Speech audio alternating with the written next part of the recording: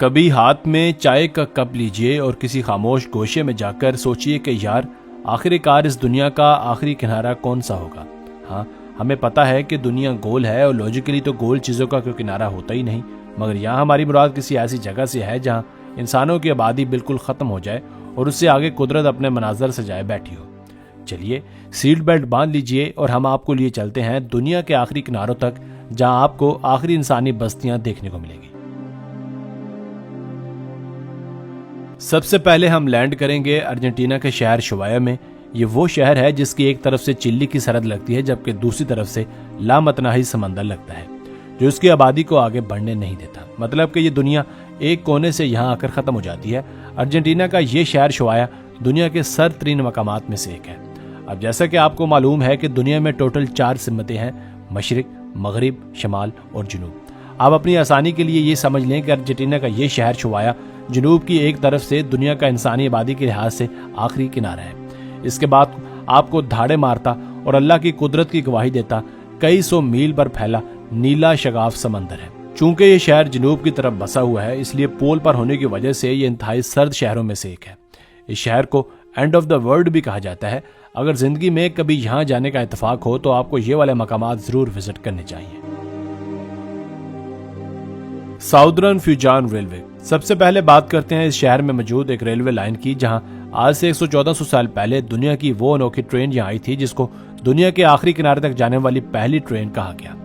پہلے تو یہاں سے جو ٹرینز گزرا کرتی تھی ان میں سردی سے بچنے کے لیے یا گھر تعمیر کرنے کے لیے لکڑیاں لائی جاتی تھی، یا ورلڈ وار 1 اور 2 میں قیدیوں کو ان ٹرینز میں یہاں لایا جاتا تھا۔ مگر اب یہ ٹرینیں مسافر ٹرینوں کے طور پر کام کرتی ہیں جو ارجنٹینا کے مختلف شہروں سے قیدیوں کو یہاں لے کر آتی ہیں۔ شوئز میوزیم۔ آپ نے آج تک لاتعداد عجائب گھروں کی سیر کی ہوگی، پر چلیے آج آپ کو دنیا کا آخری اور کافی حد تک عجیب ترین میوزیم دکھاتے ہیں۔ شوائی شہر کے اس میوزیم میں آپ جیسے ہی اندر قدم رکھیں گے تو آپ کو ایسا لگے گا جیسے آپ لگ بھگ 100 سال پیچھے چلے گئے ہوں۔ اس میوزیم میں مختلف ماڈلز اور تصویروں کے ذریعے اس چیز کو بڑے واضح طریقے سے السٹریٹ کیا گیا ہے۔ آپ کے میوزیم میں جگہ جگہ پرانے لوگ، ان کے گھر، ان کا رہن سہن نظر آئے گا۔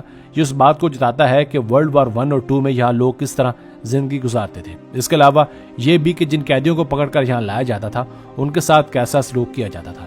اس میوزیم میں ایک ایسے جزیرے کی طرف بھی اشارہ کیا گیا ہے جہاں پینگوئن رہتی تھی۔ یہ جزیرہ کیا اس وقت موجود ہے؟ اگر ہاں تو کہاں ہے اور کیسا دکھتا ہے؟ یہ ہم آپ کو سب آگے چل کر بتائیں گے۔ شوایا سٹی۔ چلیے اب بات کرتے ہیں شوایا شہر کے اس مقام کی جہاں سے واقعی میں آگے سمندر شروع ہو جاتا ہے اور اس سے آگے کوئی انسان بھی آباد نہیں ہے۔ ہاں، یہ بات تو سچ ہے کہ سمندر میں بہت سارے جزیرے ہیں، مگر ان جزیروں پر کوئی انسان آباد نہیں ہے۔ ہم تو آفیشیلی طور پر یہ کہہ سکتے ہیں کہ سمندر کی نمی شروع ہونے سے پہلے جہاں جہاں دکانیں موجود ہیں یا لوگ آباد ہیں تو وہ لوگ دنیا کے آخری لوگ ہی ہیں۔ اس جگہ پر آپ کو ایک بڑا سا سائن بورڈ بھی ملے گا جس پر ارجنٹینا کی لوکل زبان میں لکھا ہوگا فن ڈل مونڈو، جس کا انگلش میں ترجمہ یوں ہوتا ہے اینڈ آف دی ورلڈ۔ اگر آپ واقعی میں اپنا نام ان لوگوں میں لکھوانا چاہتے ہیں جنہوں نے دنیا کی آخر دیکھی ہے تو آپ کو اس جگہ ضرور جانا پڑے گا۔ فیرو آئیلینڈ۔